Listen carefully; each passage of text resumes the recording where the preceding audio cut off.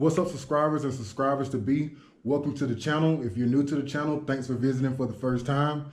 Today we got some gassed up economics for you guys, and we're going to be talking about the difference between stocks, ETFs, and mutual funds. If you didn't already know, ETF stands for exchange traded funds. But like I said, we're going to be talking to you guys about mutual funds, stocks, and ETFs. This video is going to be brief. I'm going to be going over some of the basic concepts of each of these. Starting off with mutual funds, there's typically two types. You have passive and active. As the name suggests, passive mutual funds don't really require that much energy. Active mutual funds, on the other hand, do. For the most part, all a mutual fund is you trusting another company to invest your money for you. Whatever company you choose or broker you choose to invest your money, they're going to pick from a pool of investments, and depending on how they do that is going to determine whether or not it's passive or active. If it's passive, as I said earlier, passive mutual funds don't really require much energy. What I mean by that is when you have a passive mutual fund, the broker or manager of that mutual fund or manager of your money, they're not really going to do much with it. They're going to stick your money into a certain group of stocks, a certain group of companies, and they're going to leave it there. And they're going to charge you a small rate for doing so.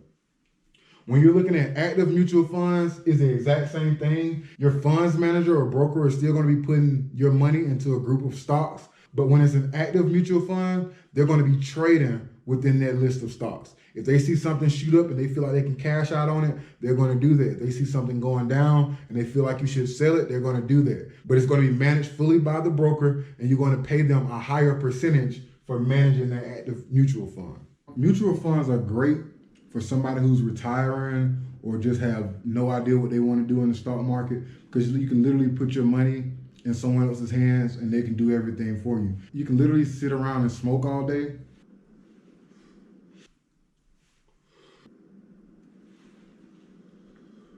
and still make money.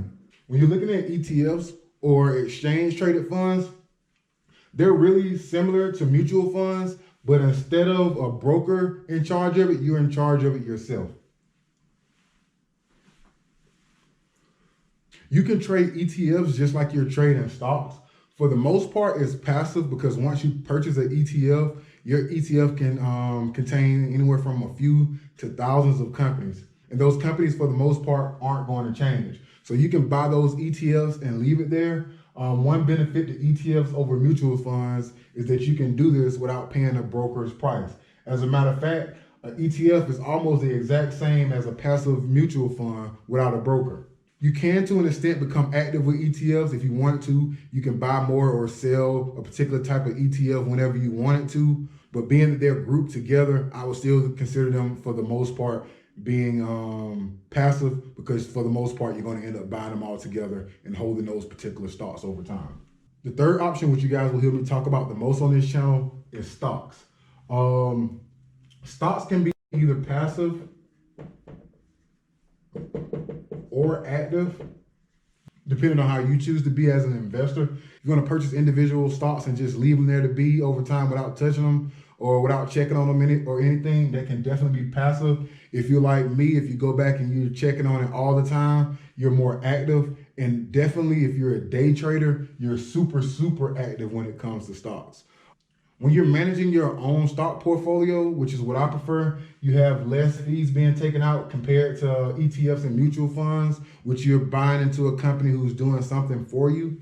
And also with stocks, if you see a certain surge in one area or one company that you would particularly like to purchase more of or get rid of, you can do that. Whereas that's not really feasible with mutual funds or ETFs. Another advantage that I can see for ETFs and stocks over mutual funds is when you can purchase. Mutual funds can't be purchased until after hours. What I mean by after hours is when the stock market is closed. Basically, being that the broker controls the funds, once the funds stop at a steady price, the brokers then sell those funds or sell those fund groupings to investors. That's kind of how mutual funds work. When you're looking at ETFs and stocks, they can be purchased during the trading hours. And depending on which company you're using, like I'm personally using Robinhood, I can purchase stocks and ETFs after hours as well because of the program that I have with them. Based on what we've been through in the video, all in all, it's going to differ person to person, but this is kind of what I recommend. If you're new to stocks and you absolutely have no idea where to begin or what companies to invest in, none whatsoever, I would suggest going with mutual funds. It's your choice of whether or not you want it to be active or passive. You can determine that by looking at how much you want to pay in fees and also the benefits of being active or passive. Like I said earlier, if you're active, you have a chance of making more money due to your broker watching your account steadily and making moves to ensure more money, hopefully, but you're going to pay a bit more for that. If you just don't know at all and you still want to save that money, you can go with passive mutual funds. That way you can invest in a few companies to hedge any risk of one company going down and you're not paying that much in fees. The only downside is that you can't purchase those mutual funds until after hours. If you're looking to invest passively, that shouldn't matter much.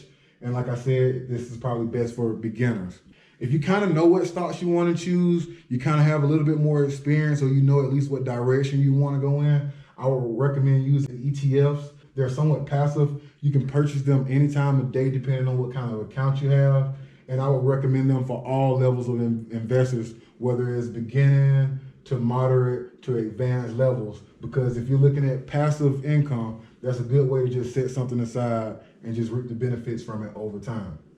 Stocks I would recommend more so for moderate or advanced investors. I myself started off as a beginner with stocks and I was able to learn a lot from doing so. But if you're purchasing individual stocks, it's best to know a lot about the companies that you're purchasing. Do your research. If you're able to do that research, or if you have the time to do that, I would definitely suggest going into stocks. You can purchase them anytime you want to. There's less of an overhead fee. And once you get pretty decent at doing it, it's going to be the avenue that'll probably make you the most money. As always, thank you guys for watching the video. As a gift from me to you, there's a link in the description for the Robinhood app. If you sign up using my link, you'll get one free stock. You can use this app to purchase different ETFs, different stocks. You can't use it to purchase mutual funds, but I will have some other links in the description where you can buy mutual funds. And with that being said, thank you guys for watching the video and have a great day.